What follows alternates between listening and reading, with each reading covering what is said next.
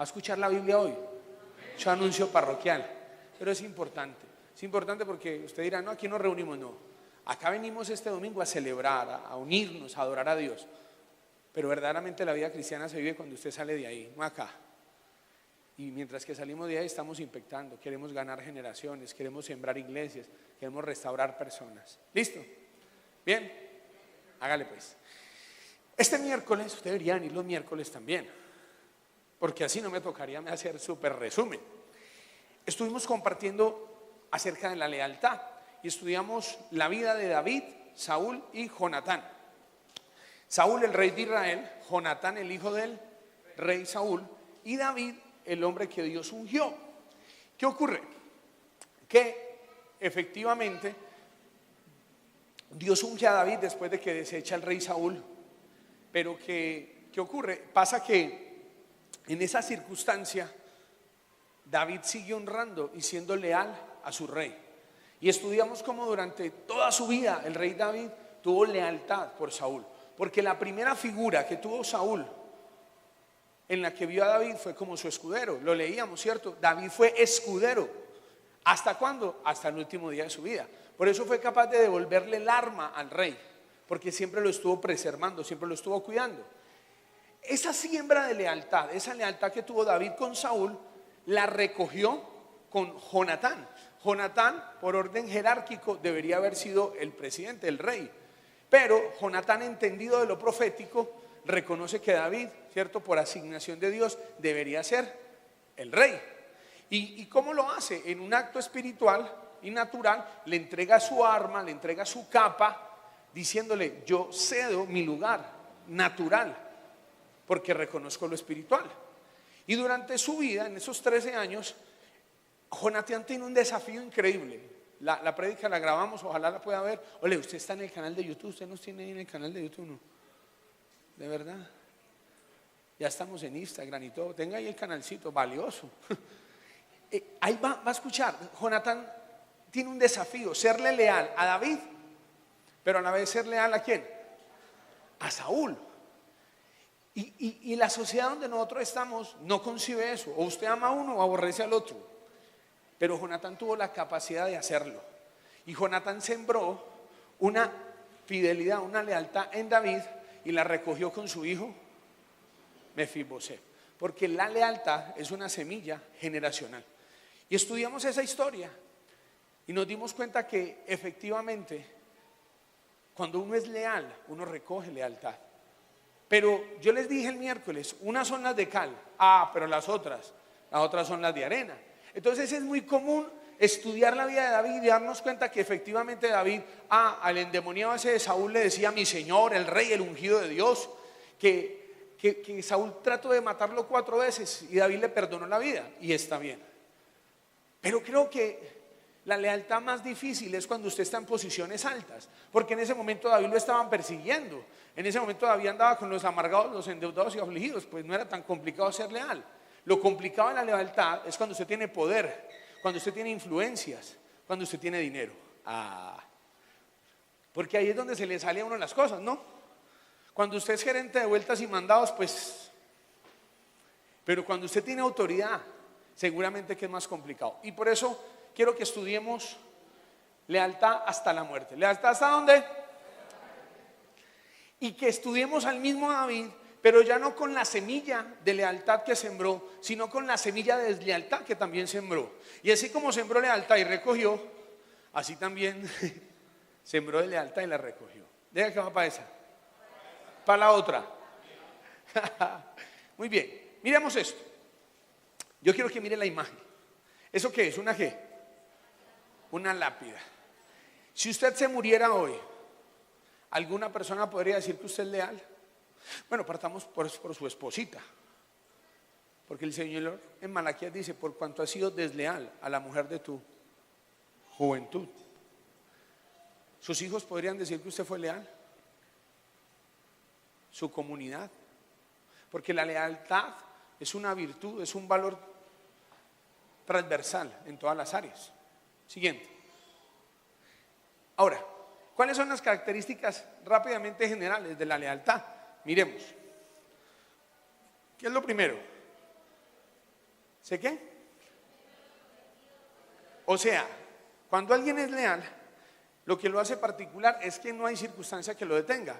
O sea, él determina las circunstancias y eso hace que sea leal. ¿Qué más? La lealtad no acepta el crédito por lo que no ha hecho. O sea, cuando alguien es leal, anda buscando dar a conocer al otro, como le pasaba a Jonatán. No anda buscando lo suyo. La lealtad tampoco es cuestión de corazones, perdón, de emoción, sino de convicción, de uno saber quién es esa persona. Aunque usted en un momentico sienta piedrita, ¿no? De la delgaditica esa que le da uno maluquita, macho, no le da. Pero usted sabe quién es esa persona, ¿o no? La lealtad es una virtud que la tienen los fieles. Todos los fieles son leales, pero no todos los leales son fieles, pero no todos los que son fieles son ¿qué? Cuidado, no confundan la fidelidad con la lealtad. Ahora, miremos algo más. Estas fueron las palabras que dijo David cuando Saúl lo estaba persiguiendo. Y como le digo, pues esas palabras efectivamente se cumplieron. ¿Cómo se cumplieron? Pues con que Dios le hizo justicia a David y que efectivamente él pudo recoger esa lealtad. Pero vamos a ver si esas mismas palabras, sí tuvieron efecto desde el otro punto de vista. Dice, y el Señor recompense a cada cual según su ¿qué? Su lealtad y sinceridad. Aunque el Señor puso hoy a su majestad en mis manos, no que use alzar mi mano contra el rey, el que ha escogido. Muy bien, ojo pues, esto lo dijo David. ¿Lo dijo cuándo? Cuando Saúl estaba vivo, cuando lo estaba persiguiendo, cuando estaba aburrido de la vida. Dijo, máteme ya, qué aburrimiento. Uno por allá persiguiendo, usted persiguiéndolo uno por todos lados, yo yendo donde los filisteos. Pero David no se quedó así. Muere Saúl y David es ungido como rey y va a ser los primeros 7 años y medio rey de Judá. Como decirle yo a usted que Antioquia, uno de los departamentos más grandes, como ser el director de Antioquia o el gobernador de Antioquia, pero luego, en el capítulo 5 de Segunda de Samuel, viene a ser el rey de todo el país. Así que ya no estamos hablando con el que andaba con los endeudados, amargados y afligidos. Ya no estamos hablando con el que vivía en la cueva, estamos hablando con el que vivía en el palacio, con el que tomaba las decisiones. Porque eso lo dijo David cuando lo estaba persiguiendo Saúl. Como cuando usted dice, tiene 2,000 pesos, donde yo tuviera 1,000,000 yo los regalaría. ¿Los conoce o no? Los que dan promesas pero pelados. No, dígame usted cuando tiene platica, pero bien, donde yo tuviera un carro, vea, yo lo transportaría. O sea, promesas que hace usted cuando no hay nada, pues ¿qué? No, espere cuando tenga, a ver quién es usted, no, ¿cierto? Entonces ya aquí vamos a darnos cuenta cuando ya Saúl había muerto y cuando ya David tenía autoridad cuando vivía en el palacio. A ver si cuando usted está en el palacio es igual de leal que cuando está en el desierto. Vamos a ver si cuando usted está en el palacio, compórtese, usted es igual de leal que cuando anda en el desierto y cuando anda en la cueva. Deslealtad. Voy a leer a favor de usted, de buena gente que soy yo, lo que dice Jeremías, lo que dice Isaías 33. No lo coloqué ahí porque pues vamos a leer algunos pasajes. Lo que pasa es que este aparato tan lindo, este iPad, deslealtad. Dice, traición, ¿le parece? Codicia, envidia, mala representación, adulterio, ¿qué más? Abandono, alejamiento, conveniencia, desagradecimiento. Oiga, hipocresía, ¿qué más? ¿Y qué pasa? Vamos a ver si efectivamente el hermano David, después de ser el dulce cantor de Israel, el hombre conforme al corazón del Señor, si en algún momento esa semilla que sembró de lealtad le produjo, usted se va a dar cuenta que efectivamente esa semilla de lealtad. Leo Isaías 33:1 porque me parece muy confrontante. Hay de ti que saqueas y nunca fuiste saqueado, y que haces deslealtad, bien que nadie contra ti la hizo. Cuando acabes de saquear, serás tú saqueado, y cuando acabes de hacer deslealtad, se hará contra. Wow. Cuidado con la deslealtad, porque es una semilla generacional. Ahora, Vamos a mirar un poquitico el contexto. Dice, el año siguiente, en la época que los reyes salen, ¿a dónde? Salen de campaña. David envió a Joab con sus oficiales y todo Israel para aniquilar a los amonitas y poner cerco en Rabá. Y David, en cambio, se quedó ¿en dónde? Ole, curioso. Imagínate que cuando David no era rey, cuando no vivía en el palacio, estaba acostumbrado a salir a pelear las batallas que le correspondían a Saúl. ¿Sí o no? Y cuando vivía en el palacio, que le tocaba salir a pelear, ya no salía. Es que el palacio tiene un efecto sobre uno, ¿no? Qué tremendo cuando uno, la comodidad, los beneficios le limitan a uno, en vez de ser al contrario, le faciliten. ¿Cómo es que usted ahorita que tiene más facilidades está más limitado que cuando no las tenían? ¿No será que las limitaciones lo desafían a usted? No, eso no. No vivía en el palacio, no tenía que pelear y salía a pelear las batallas. Y todo Israel sabía que David salía y entraba. Y ahora, que era el rey, que tenía que salir a la guerra, ya no salía. Vea. Ahora, miremos un poquitico, ¿qué hace David? Uno empieza descuidando su lealtad a Dios, entonces empieza a creérsela, ¿no? Empieza a dejar de reconocer que lo que uno tiene es por gracia del Señor y le parece que es meritorio, que es que uno se lo merecía. Y eso hace que uno menosprecie el reino, la influencia que Dios le colocó a uno, y menosprecie las personas que Dios le colocó al lado a uno, y efectivamente tenga en poco la familia que Dios le colocó. Y ese David que empieza dándole valor, si usted lo ha leído en el capítulo 22 de Primera de Samuel, a David se le aparecen los endeudados, los amargados y los afligidos. Y David, en vez de desecharlos, de menospreciarlos, les da valor y los vuelve ¿qué? Sus valientes. Así que cuando David andaba por allá en esa condición, valoraba a la gente, valoraba a su familia. Pero cuando llegó al palacio, parece que no. Yo quiero animarlo para que usted piense algo hoy. ¿Está capacitado usted para llegar a la tierra de la bendición? A la abundancia, a Jerusalén, donde la Biblia dice que la plata era tenida en poco, que todo era de oro. Donde David era un líder militar, donde David nunca perdió una batalla, nunca perdió una batalla David. Humanamente hablando, ¿no? Perdió una contra el pecado, contra el orgullo y contra la deslealtad. Ahora, mire, miremos los personajes. Aparece David. ¿En dónde? ¿Qué imagen le dio usted ahí? En la azotea. En la azotea. David, que era el que peleaba y mataba osos, ¿y qué? El que cuando escuchó a Goliat desafiar el ejército de Dios, cuando escuchó a Goliat desafiar y decir, bueno, ustedes son unas locas, no me rían, ustedes no sirven para nada. ¿Quién ha desafiado el ejército del Dios viviente, filisteo incircunciso? Oiga, a comprar una pelea a David. ¿Qué le pasó a Davidcito? Es que en el palacio uno no siente el desafío de nada. Es que uno a las 4 de la tarde, después de hacer la siesta, pues no siente ganas de pelear con nadie.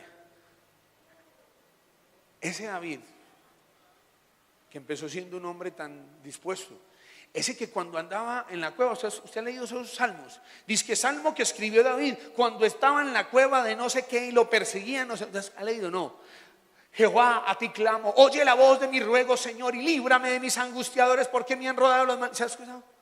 No, los que salmo que escribió David cuando los hijos de no sé quién, Señor, defiende mi causa, hazme justicia de mi adversario, porque se han levantado contra mí. No hay ni un solo salmo que haya escrito en el palacio, ni uno. Porque parece que el palacio ya no hay tiempo de escribir salmos. Como que el arpa de David la había colgado, yo no sé, porque no hay ninguna cancioncita que haya escrito en el palacio. Todas las que escribió, las escribió cuando andaba en el desierto, perseguido, carrereado. ¿Por qué nos acostumbramos a que tiene que venir la circunstancia de dificultad? ¿Por qué tiene que venir la opresión? ¿Por qué la forma para usted buscar consejería es cuando va a divorciar? ¿Por qué no pide una cita y diga, una cita, yo quiero mejorar mi matrimonio, me está yendo tan bien, pero yo creo, pastor, que podemos mejorar? No conozco la primera persona que haya hecho eso. Cada que alguien, uy, paz, tiene tiempo, está en crisis, mío. El otro ya habló con el abogado, ya sabe cuándo es la separación de bienes. Una cosa loca. Le dolió, le incomodó. Le pegó. No, Alá lo haya recibido en el espíritu. Todo el mundo tiene que esperar la crisis. Todo el mundo tiene que esperar la última para poder. No, eso no debería ser así. Debería que cada día deberíamos cantar las mejores canciones, los mejores salmos deberían ser en el palacio. ¿Cuántos lo alaban a él? Cierto, debería ser en el palacio donde fuera lo mejor. Pero no, en el palacio uno ya relaja, que pelee. Nosotros ya peleamos mucho. El cartel de los cristianos o los cristianos del cartel. Ya ganan de cartel. Ya la gente no ora porque ya oraron mucho. Yo ayuné, pastor, yo aguantaba hambre. Pastor, vea, yo los primeros 5 años de mi vida, yo ayuné. No, yo quiero ver que usted tiene la nevera llena y ayuna. No me diga que usted no tiene nada en la nevera y se va a poner a ayunar. No, lo del mundo, lo felicito. La dura es esa. ¿No? Pilas con el palacio. Porque el palacio es el deseo de Dios, pero el palacio revela el corazón, hermano. ¿Quién más? Hay otro personaje ahí, ¿cierto? En esta historia. Y es doña Betsabé. ¿Usted conoce a Betsabé? ¿Le parece? ¿Hija de quién? Téngalo ahí. ¿Nieta de quién? Escuche bien. Dice, David mandó enseguida a uno de sus servidores, después de estaba ya, a preguntar quién era ella. Y el sirviente volvió y le dijo, ella se llama Betsabé, hija de Eliam, y que estaba casada con un hitita llamado. Bueno. David se asoma en el palacio y le da espíritu de escáner. Rayos X. Y va y ve la mujer de otro. Y curiosamente, ese hombre llamado Eliam había sido uno de los 30, los valientes de... Le pregunto, ¿cómo es que usted, sus 30 mejores soldados, los que han peleado por usted, cómo es que usted no va a conocer la hija de uno de esos hombres?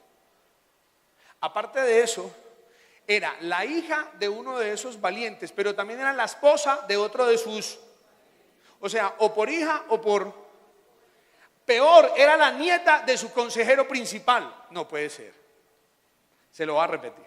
Era la hija de uno de sus valientes, Eliam, la esposa de otro de sus, y la nieta de su consejero principal. ¿Y cómo estaría de lleno de lujuria? ¿Cómo sería la pasión que tenía David? Que ni siquiera sabía quién era esa mujer.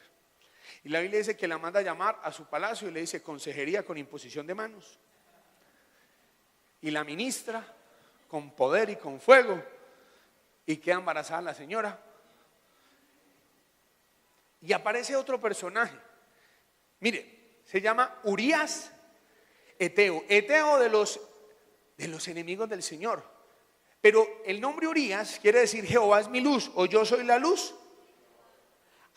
Urías era un nombre hebreo. Así que sus papás creyeron en el Dios de Israel. Y ahorita se va a dar cuenta con las palabras de este hombre, si ese hombre conocía al Señor o no.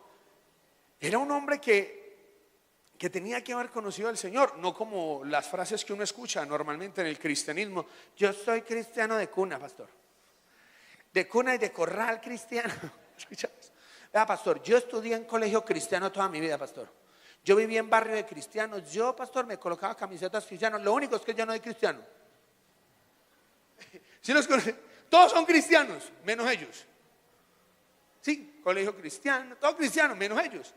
Este señor había conocido a Dios, tanto que peleaba las batallas del ejército de Dios, tanto que su nombre representaba una naturaleza de Dios. Y este señor, mire lo que dice en la Biblia.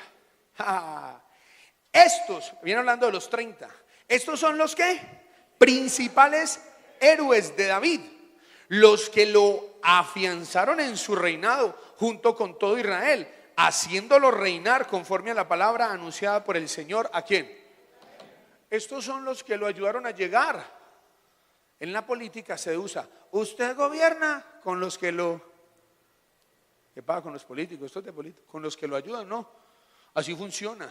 Usted pone 500 boticos, entonces le dan una secretaría o le dan un contrato. Así funciona, no, es burocracia. Estoy diciendo mentira. Usted sabe. Estos fueron los que pelearon por David. Estos fueron los que mataron osos, leones, los que uno se le pegó la mano a la espada. ¿Se acuerdan o no? Estos fueron los que hicieron renombre a David, los que lo ayudaron a llegar. Pero como que a David se le había olvidado la gente. El que lo entendió, lo entendió. ¿Cómo era que no sabía quién era esa señora? ¿Cómo no sabía? ¿Qué le pasó? El poder, la autoridad. Y este hombre, dice la Biblia, Urías, elitita, Sabac, hijo de Ahiad. Viene hablando de los valientes, ¿no? Ahí está el versículo 10 y el versículo 41. Y aparece el que ya les había mencionado, que se llama, muy bien. Y mira lo que la Biblia dice de Ahitofel.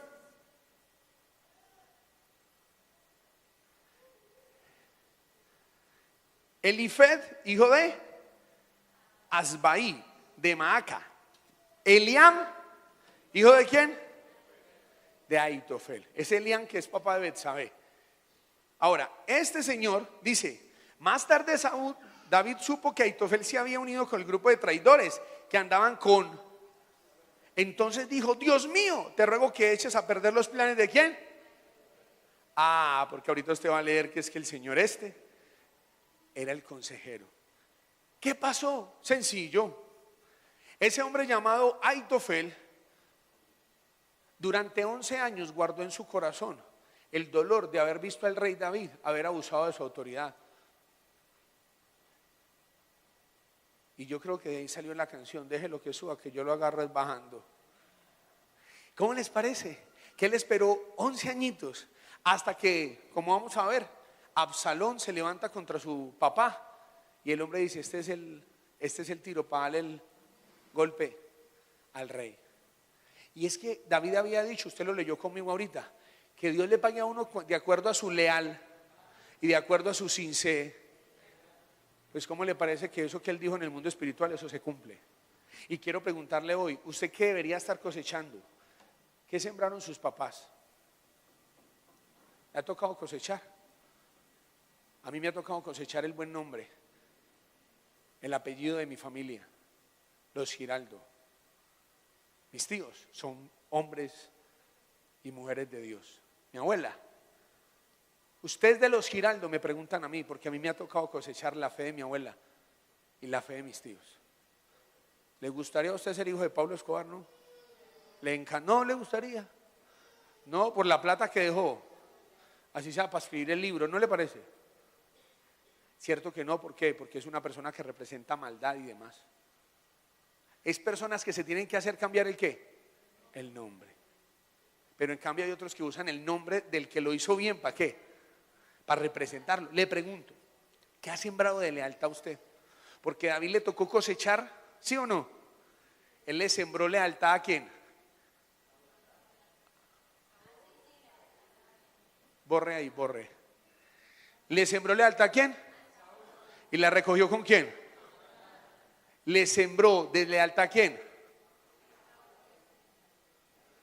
Borre, borre. Otra vez. Pilas que esto lo ve la gente. David le sembró lealtad a quién? A Saúl. ¿La recogió con quién? David le sembró lealtad a quién? A Urías. ¿La recogió con? Ahitofel y otro combo. Así que probablemente usted, si ha sembrado lealtad, le haya tocado recoger. Y si ha sembrado lealtad, también. Ya. ¿Salvó la ofrenda con esa? No. Cuando este hombre lo llaman, David le hace un llamado. Y es un llamado con engaño. Pero la respuesta de Urías es una respuesta ¿de qué? De lealtad y de integridad. Cuando David lo llama y le dice, hermano, ¿cómo le parece que necesito que venga de la guerra y tales? Como vamos a leer ahorita. El hombre responde con lealtad. ¿Con lealtad primeramente a quién? Porque el hombre dice, el arca de Dios anda por allá y yo por aquí. No, yo necesito estar donde está el arca de Dios, que representa la presencia de Dios. ¿Cuántos lo alaban? Lealtad, ¿sabe quién? A su esposa. Yo no puedo ir a dormir con mi mujer a tener relaciones sexuales, porque una de las reglas militares es que cuando uno está en batalla, uno no tiene relaciones sexuales. Yo no puedo ser desleal a usted, rey. Yo no puedo ser desleal al ejército. Yo tengo compañeros que están durmiendo en carpas y yo voy a ir a dormir en... No, no, no. Y aparte de eso, yo tengo que ser leal ¿a quién? Yo no me puedo engañar. Y entonces, pues, ¿cómo les parece que se vienen las consecuencias? Si usted ya conoce la historia, viene el profeta Natán a confrontar a David y le habla en el contexto que David conocía, que era el de un pastor, y le dice: bueno, David, había un hombre que tenía muchas ovejas y vino un hombre a visitarlo, y en una de esas le da, dice que por tomar la oveja de un hombre que solo tenía una ovejita, qué pesar. Esa ovejita toda la vida con él, comía de la mano y todo, y le dio por coger esa ovejita. ¿Qué hacemos con ese hombre? Y va David en medio de su celo, se le salió así lo pandereto, aleluya, gloria al Señor, la gloria y la honra para el Rey. Dios, que eso... Van a saludar: siervo de Jehová, Dios te bendiga. Y dice: wow, ¿qué es eso? Uno, ¿cierto? Se le salió y dijo: el tal debe pagar 4 tantos. Y Natán le dice: sí, tengo noticias.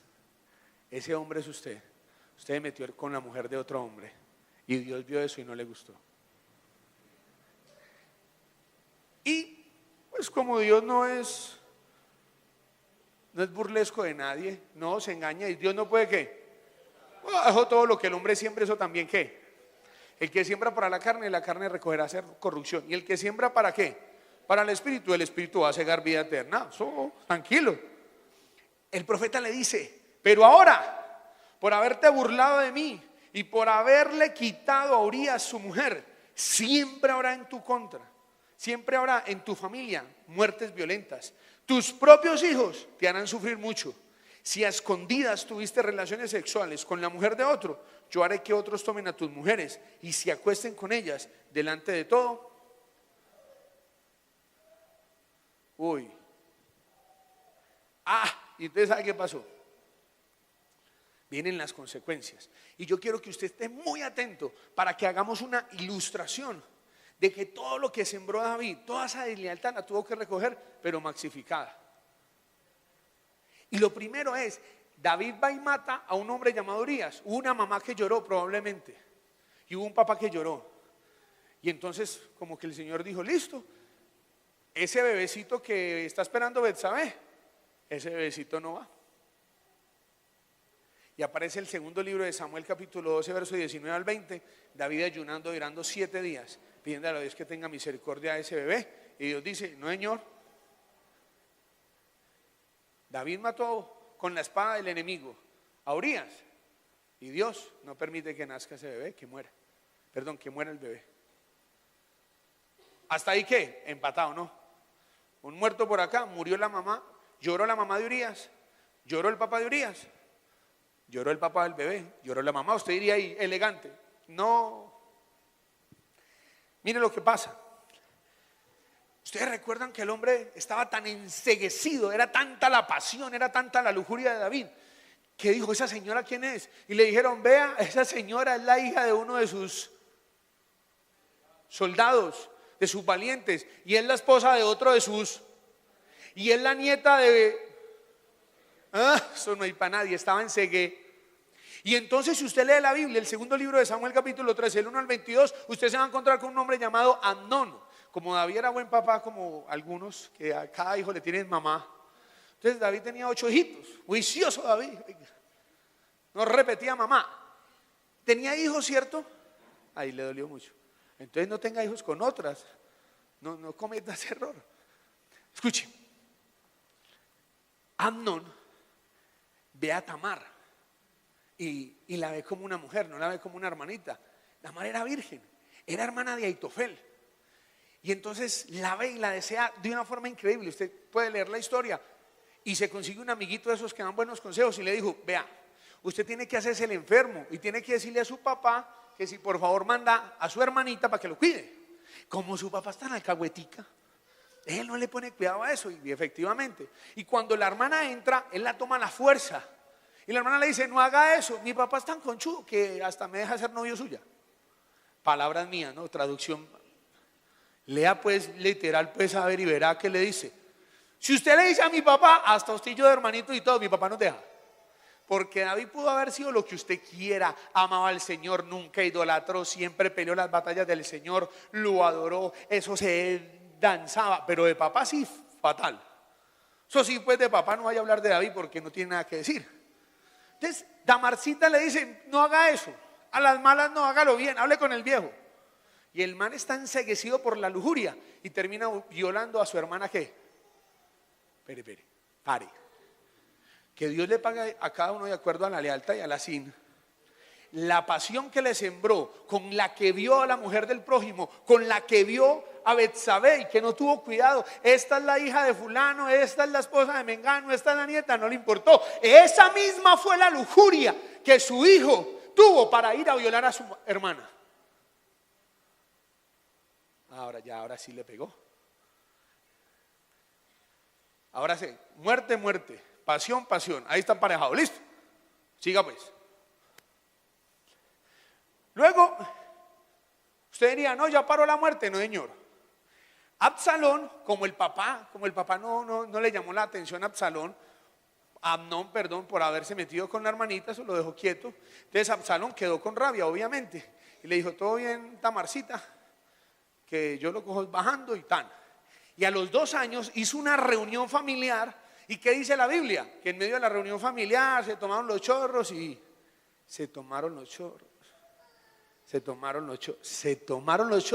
Así como David se tomó los chorros con... ¡Ay, santísimo Dios! Esto no es misa, esto es un culto cristiano evangélico. Aquí leímos la Biblia. Con Urías. Él se emborrachó con Urías, él emborrachó a Urías para después ¿qué? Se fuera ¿a qué? A dormir. ¿Qué hizo don Absalón?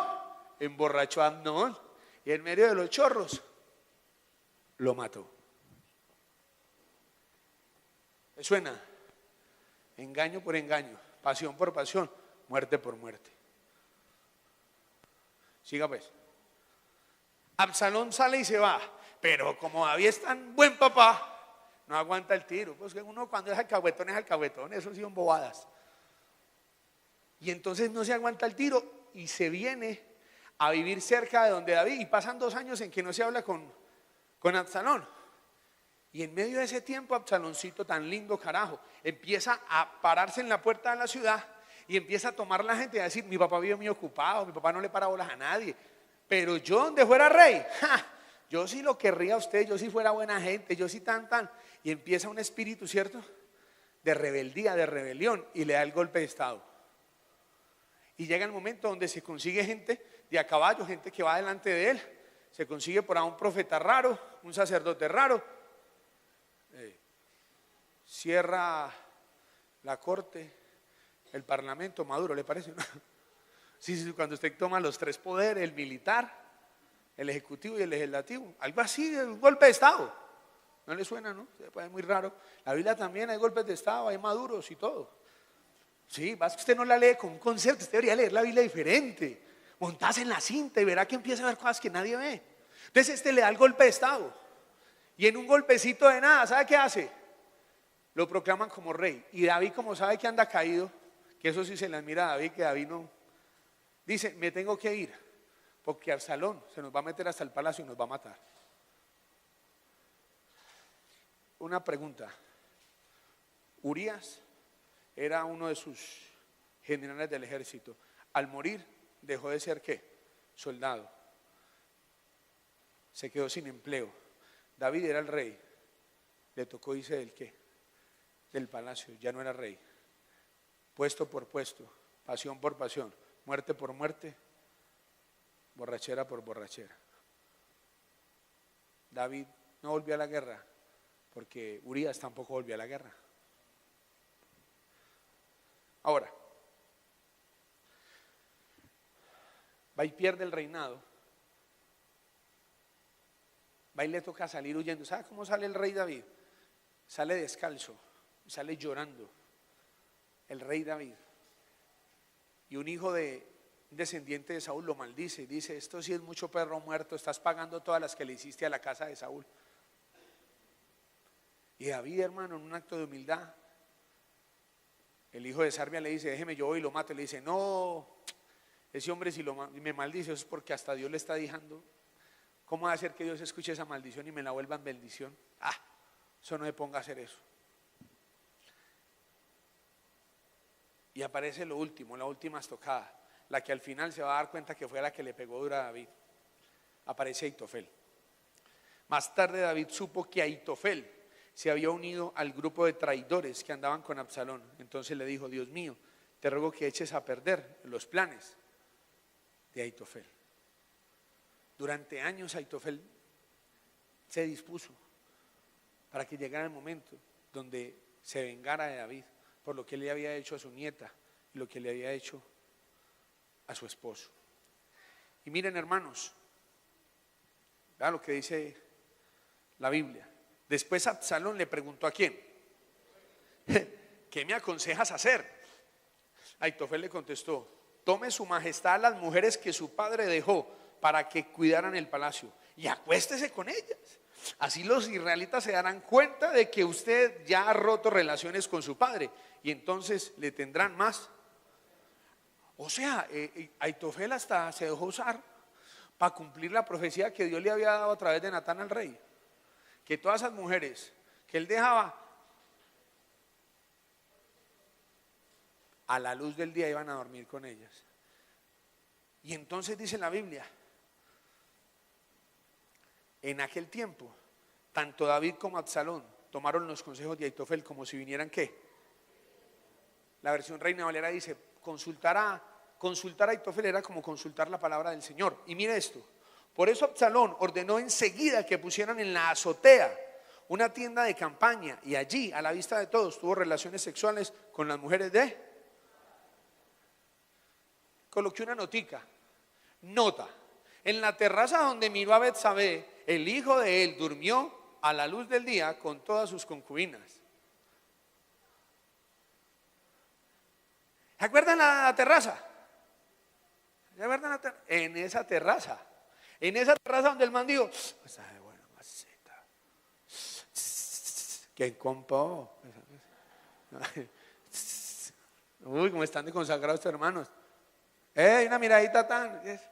Donde el hombre codició, donde el hombre. En esa terracita con una carpita, esos juiciosos para que nadie quemara ni nada, porque con 10 mujeres, a mediodía de día, en público, vergüenza pública. ¿Qué es eso? Ese es Dios. Es que David había dicho que Dios le pague a cada uno de acuerdo a la integridad de su corazón y que le dé de acuerdo a la lealtad. Claro, mijo, le vamos a dar de acuerdo a la lealtad, David. Tranquilo, mijo.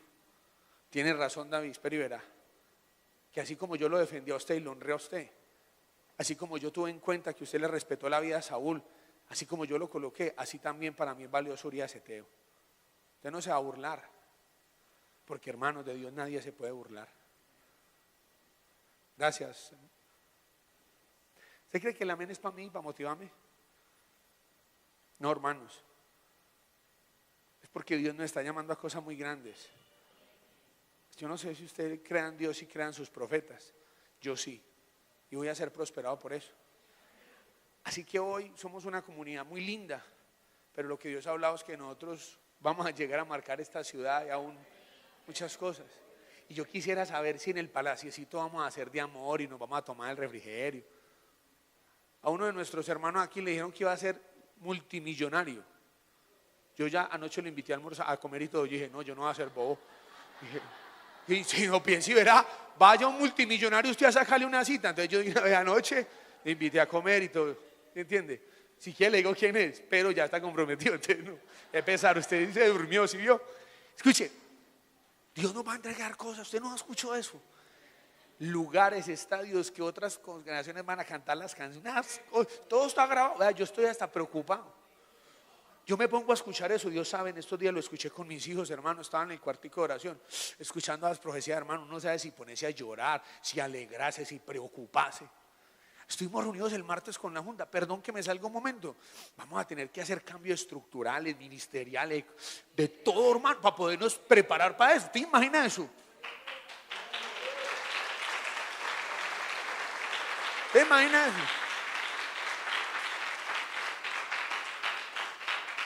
Entonces que usted diga, pastor, para las que sea yo soy, está pelado.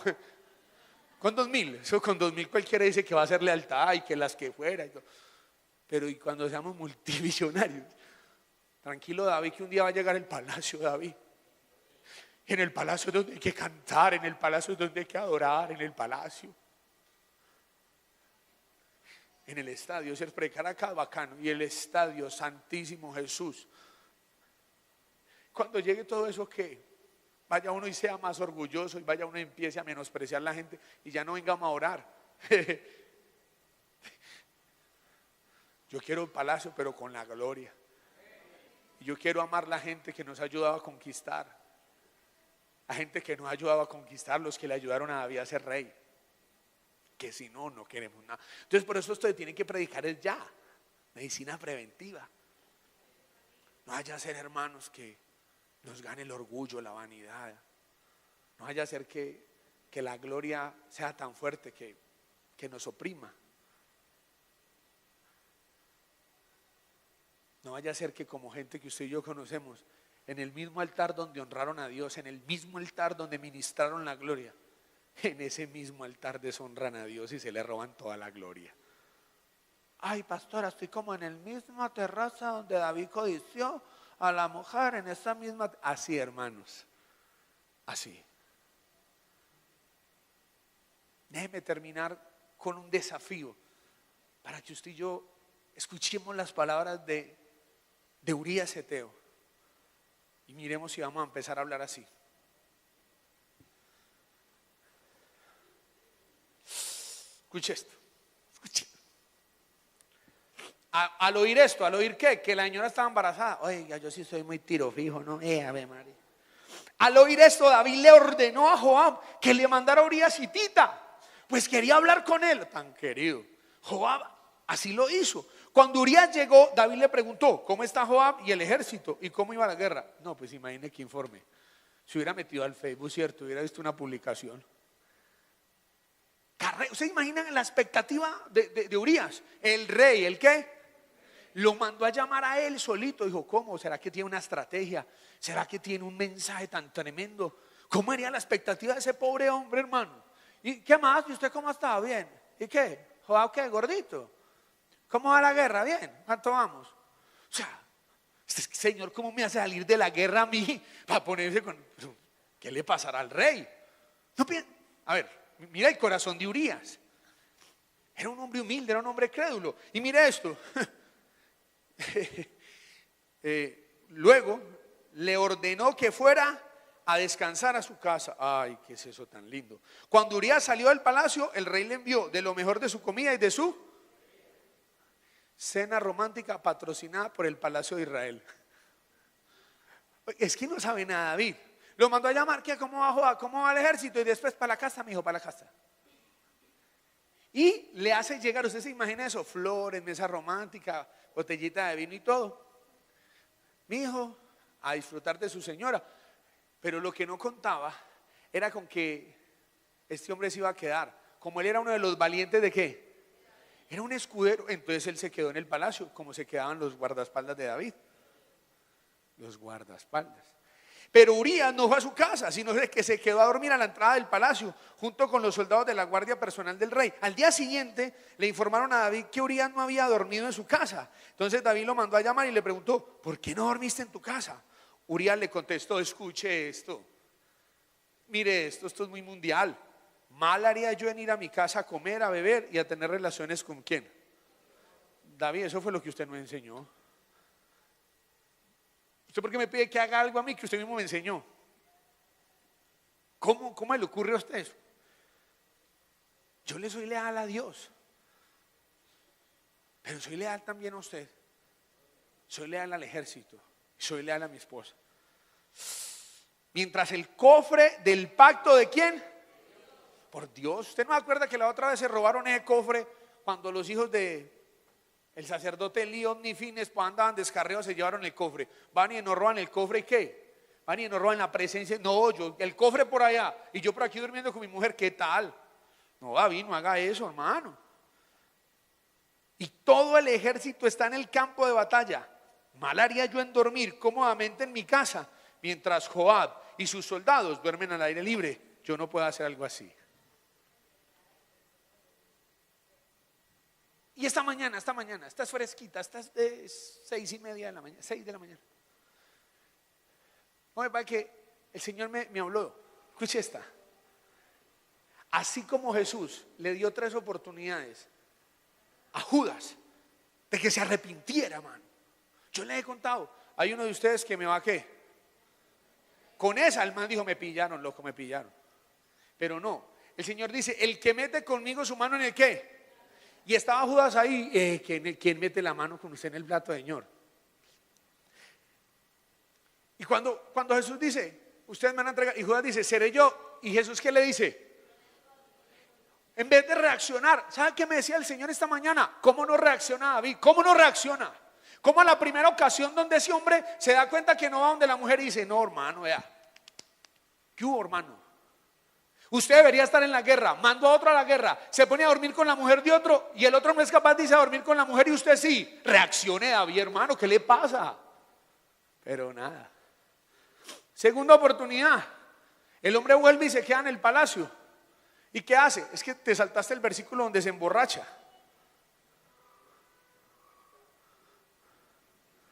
Ahí está, no hemos llegado. Perdón.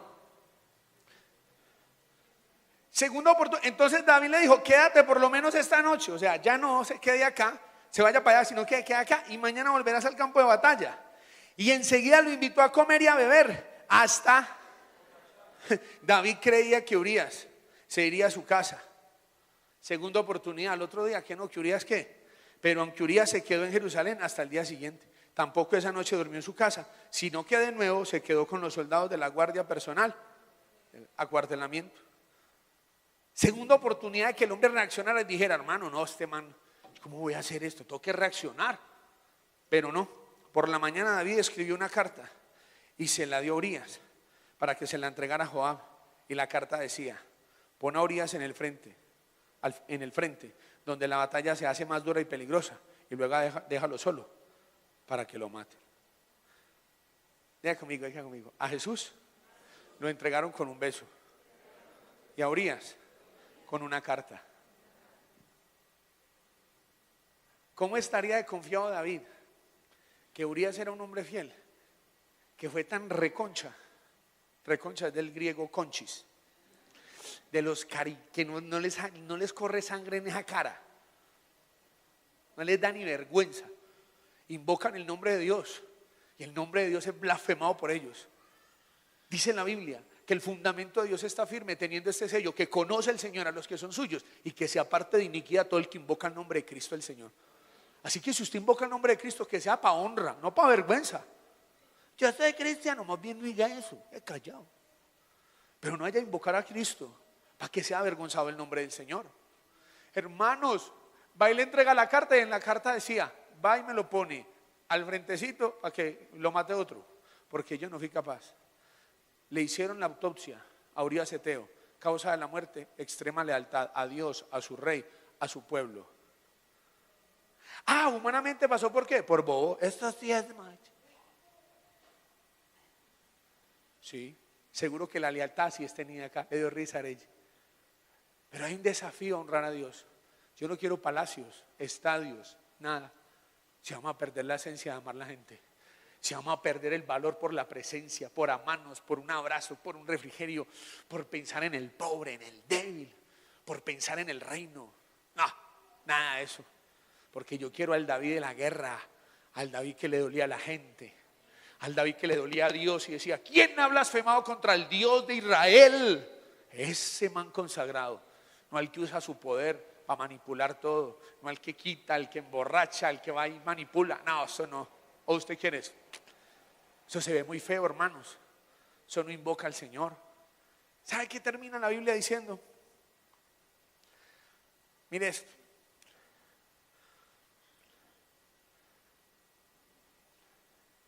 Dios honró la lealtad de Urías porque aún en la genealogía de Jesús se le menciona. Dice en la Biblia, Isaí engendró al rey David y el rey David engendró ¿a quién? Pero esa ñapa se la colocó el escritor ahí. de la que fue mujer. No Urías el Eteo, porque era más hebreo que el propio David, porque lo valoraba el arca. Ese salmo que se cita con Jesús, ese salmo 55, que hace alusión de Judas, ese salmo lo escribe David, haciendo alusión de Aitofel. ¿Y qué le propongo yo? Usted verá, tiene dos opciones, o de Judas o de Cristo. Lo que sí es que Cristo muere, Jonatán muere y Urías muere. Apunte. Todos los leales mueren. Jonatán murió, ¿sí o no? Urías y Cristo. Así que si tiene un desafío, usted dice, uy, Dios me está haciendo un desafío a la lealtad. Lo que está diciendo usted es que Dios me está haciendo un desafío ¿a qué? A morir. No. Cualquiera que quiera ser mi discípulo, niéguese a sí mismo, tome su cruz y sígueme. ¿Quiere ser un Jonatán? Le va a tocar de segundo para poder patrocinar a David de primero. ¿Quiere ser Urías? Le va a tocar ir a morir por el rey que lo mandó a morir. Déjenme imaginarme en algo para orar. Yo quiero imaginarme Urías. ¿Listo? Déjenme me monto. Ya entendí. Antes de ir a la guerra, David quería que yo estuviera con mi esposa, compartir, porque esta misión es muy importante, por supuesto, y quiso celebrar anticipadamente la victoria. Por eso me invitó a comer y a beber. De más que en esta carta está escrita la orientación que le da Joab, porque ve que tengo tantas capacidades, ve que tengo tanto potencial, que me ve dispuesto aún a ir al frente de la batalla. Cuando lo dejaron solo, yo me imagino a Urías, como tenía un corazón sano, diciendo, wow, tremendo, voy a dar la vida por mi rey, voy a dar la vida por mi Dios, voy a dar la vida por mi familia. Así mueren los leales, no se dejan dañar, no se dejan contaminar. Así murió Urías, y por eso la Biblia registra el nombre de ese man, y por eso me marca la historia de Urías Eteo, como me marca la historia de Jonatán, que fue capaz de serle leal a Saúl y fue capaz de serle leal a David. Esta sociedad donde los políticos hoy se dan un pico, donde Álvaro Uribe y Juan Manuel Santos eran socios y ya se aborrecen, no capaces de sentarse en una misma hilera, no se sientan, ni uribista ni santista, para que no me preocupe, cristiano. Donde la gente al que le dio la oportunidad por 3 pesitos más que le pagan en otro lado salen y se van. 3 pesitos, no 10 pesitos, son 3 pesitos. Donde la gente, hermano, por una mujer con un cuerpito poquito con más de silicona, chaolita mija, la dejo. Donde la gente, hermano, por una prediquita de otro pastor que por ahí sale, chaolito a la iglesia donde lo vieron crecer y donde le metieron mano. Esa es la naturaleza, esa es la gente que vivimos, pero gente leal, gente que esté dispuesta a dar la vida, gente que copie. No, hermanos, hay un desafío que Dios me hace a mí a la lealtad y nos hace a todos. Me esforcé.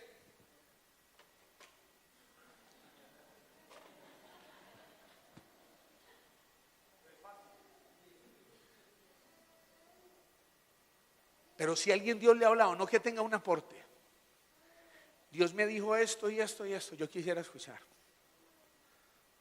Porque este evangelio, el evangelio de Jesús el Señor, se predica para 3 cosas: para salvación, para testimonio, pero para juicio también. ¿Cómo así? Sí. Hoy se predica en este altar para que alguien diga, wow, me ha tocado recordar todo lo bien que me ha ido a mí en la vida. Es porque a mí me sembró alguien lealtad. A mí. Yo he recogido lealtad de mis papás, he recogido lealtad de mi familia, por la gracia y misericordia de Dios. Pero alguien que diga, uy, no, es que me tocó recoger un poco. ¿Qué está sembrando? ¿Por qué otro tiene que ser leal a usted? ¿Usted a quién le ha sido leal? A usted sí pide lealtad, pero usted no le es leal a nadie. Sí, coma esa. Hoy le digo en el amor del Señor, pero en la autoridad de Jesús. La lealtad es un estilo de vida. Más le vale que hoy copie y que hoy empiece a sembrar con esa que usted llevó a un altar un día, esa que usted le dijo que iba a ser la mujer. Mire a ver, porque ese es el mayor desafío, que usted honre a su esposa hasta el final de la vida. Mire a ver si empezamos a copiar y empezamos a ser gente que esté dispuesta a dar la vida por otro. ¿Va a pasar por tonto? Probablemente. Pero creo que sí es posible, porque el cielo lo tiene que decir.